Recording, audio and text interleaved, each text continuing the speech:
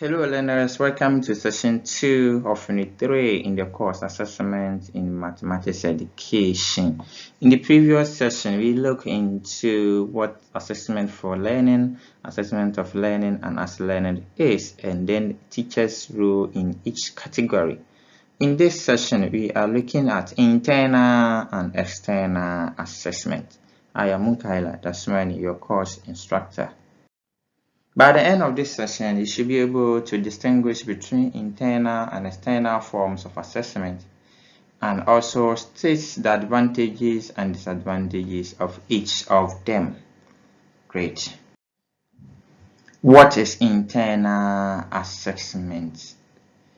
Internal assessments, another name is a curriculum embedded assessment. Is a type of assessment that focuses on what students do when they are in the classroom. So all forms of assessments that students do in their classroom is what we refer to as internal assessment. So if you have anything your student do in your classroom, you can refer as internal assessment. Internal assessment is an assessment designed, selected, and used by teachers according to the needs of their student. Because students are doing it in their classroom and you, the teacher, being a class teacher or student's teacher, you know the student's needs. So you select the assessment based on the student's needs. Internal assessment can take several different forms daily, like daily exercises. Some may be oral or written, or some say mental. So they are all internal assessment, weekly or fortnightly or monthly mathematics tests or quizzes. You also have terminal examination, annual mathematics, that's promotion examination, and entrance tests or admission tests in mathematics. So all forms of tests or exams you conduct in your various schools is what we refer to as internal assessment. Okay, let's see the objectives of internal assessment. The objectives of internal assessment: to estimate the student progress, speed of achieving, and ability of learning mathematics. Okay, so with internal assessment, it will enable the teachers to know student progress and the speed of what the student is achieving and that student ability in mathematics. First semester, you conduct exams, internal exams. Second semester you conduct, third semester you conduct, or term. So with these 3 terms, you can compare the results and make decisions. You can see the progress the student is making, whether the student is making good progress or not. If not good progress, as a teacher, what will you do? And if the student is making good progress, what will you do? Don't forget about your motivation and the informing of the parents. Okay, the second one is to enable both student and teacher to know the status of each student. I've already talked about that. Also, create competing environment for students, since students receive feedback after the assessment.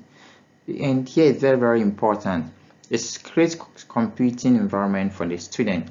So students, let's say last semester, elective mathematics, the student had 80 marks. And then second semester, that same student had 30 or 40. You see, it's highly challenging for the student. Students say, wow, then I have to set up. I didn't do good. And actually, it's create competing environment. Also, some students also compete themselves. You will see some students are getting higher marks while they are getting lower marks. And to compare them to learn how to also get that higher marks. So it's create that competing environment for students. To help the teacher to evaluate his progress and his teaching methods and tries to overcome his weakness. As a teacher, if you don't evaluate your progress or your teaching method, then you are not a good teacher. And the reason is that when you conduct internal assessment, you realize that if students are doing good or they are doing poorly, you can see the methods and approach you use to teach, whether it's good or not. If it's not good, then if quickly you advise yourself, you diversify your instructional approach. And if it's good, you improve upon that. Okay. So let's look at advantages or the merits of internal assessment. It's direct, flexible, and can easily be tied with the unit of instruction. As I said, It's economical in terms of time and money and can be conducted frequently. This doesn't involve huge money. It's inside the school you are conducting, and you don't move from place to place. The only cost that involved may be the printing charge, and sometimes you cannot print and write it on the board for the student. You're all part. So once you do that, it's highly economical, unlike the other assessments where students need to pay money, pay for invigilators, pay for a whole lot of things, transportation and others. It permits the use of a variety of evaluation tools, and the result can be used for improvement of teaching and learning processes and provide remedial teaching. So this will help the teachers to identify the students who didn't do well or who did well based on that result, and those who didn't do well or the courses the student didn't perform well, the teacher can provide a remedial teaching for that, and that's very interesting. The student accepts it as part of teaching learning process and faces it without much fear. See, students are much more fear of the final, they say final exam, not even final exam, external exams. When it comes to WAEC, BEC, WASSCE, students are much more fear or panic when they want to write WASSCE or BEC. But when it comes to the school's exams, you can see that they don't fear because they have been written that one always and always, and they are used to that. So it's very necessary. Let's look at disadvantage. Teacher can yield to local pressures, and this is actually true. Sometimes as a teacher, headmaster will call you. You say, this boy is my daughter's son, my niece, my whoever, so, or my pastor's child, and you have to pass him. So when you come to that as a teacher, you see it becomes very pressure. Or maybe the environment we stay, somebody will approach you, or maybe one of your neighbors say, I have a daughter there, so the doctor say he couldn't do your exam, so please pass him for me. What do you do as a teacher? So that creates huge pressure, and it's not easy to overcome those pressures. If only you're a teacher like me who don't want to just dash mass for free. No, it's not good for a teacher. Grades will vary from school to school and will not have uniform significance, and that is 100% true, because your school, the grades there will be different from another person's another grade. For instance, your end of term exams for one person in grade in, let's say, junior high school, one maths, the person had A, and then the same person will go to different schools, get another grade.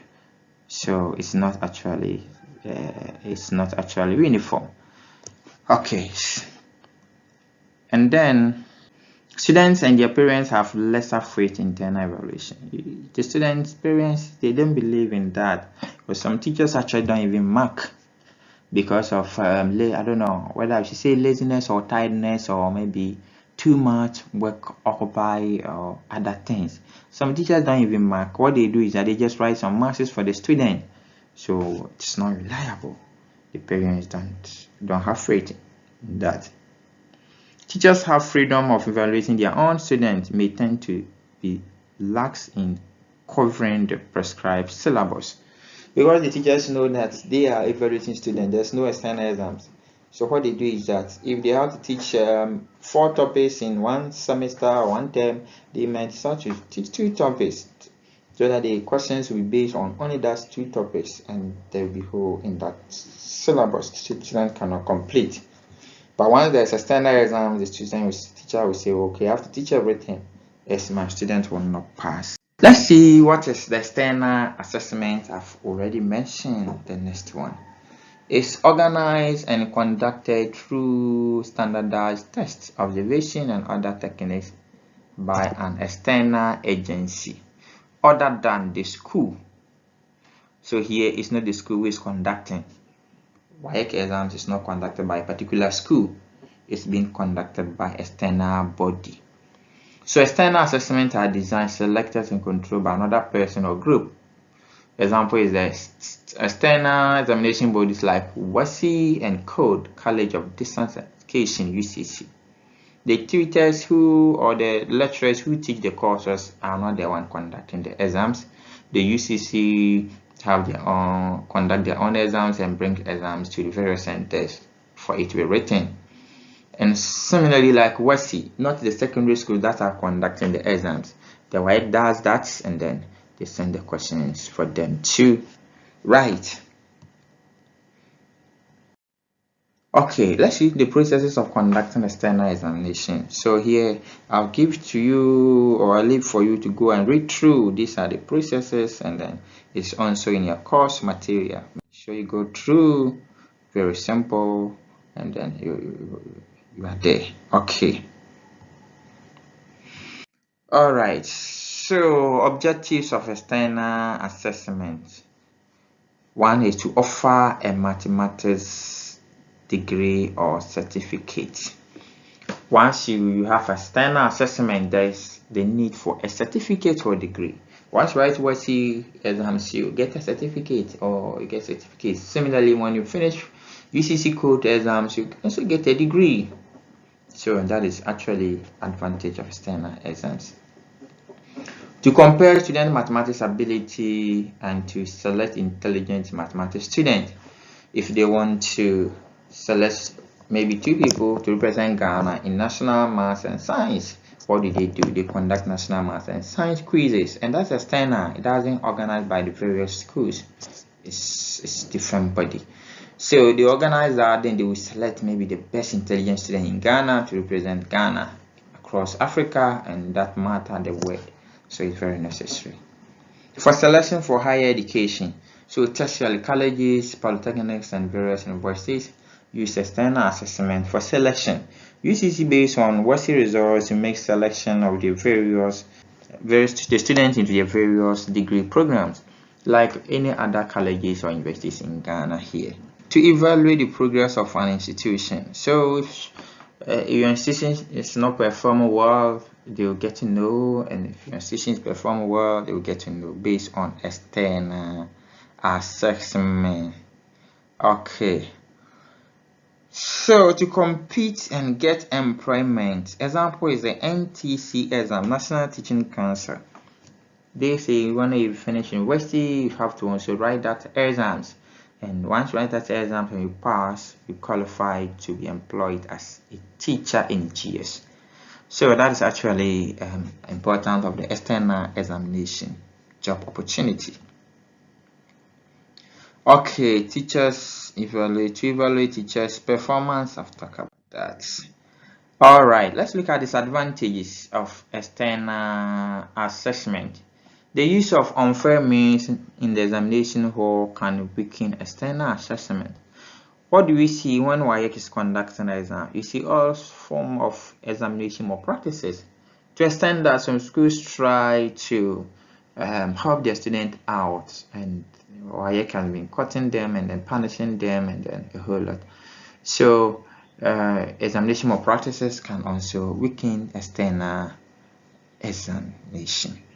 Some students tend to hold they believe that they just have to learn to pass and get a degree. That is all. Passing may just be by chance. Students who will not even learn, they only need to pass. So during the examination, they do all that they do to pass. Taking books out, cheating, paying money for some unscrupulous people, and a whole lot. So that is one disadvantage of external examination. Also, often there is partial coverage of the curriculum for the examination, and this may result in incomplete evaluation of students. Okay, I've talked about that. It's time consuming and quite expensive to use external assessment because of the process involved. It's time consuming and quite expensive because of the process involved. Sometimes WAEC may use 2 months, sometimes even extend more than that to write exams. Just imagine. If it's internal exam, they can use 1 week to write everything up, or maybe 1.5 weeks, 2 weeks maximum. But WAEC will use 2 months, sometimes extend, because external exams. Look at the money the student will pay in the practical, science practical. Sometimes they have to move from their school to different schools. Sometimes they don't have centers in their school. Transportation costs, even life-threatening, and a whole lot, because moving from one place to another by car, you don't know, anything can happen. So external examination actually very expensive. So in this session, we explain internal and external forms of assessment. We will also talk about advantages and disadvantages of each of them. So try to mention at least 4 advantages and 4 disadvantages of each of them, and also state and explain the difference between external and internal assessment. Thank you for your time in this session.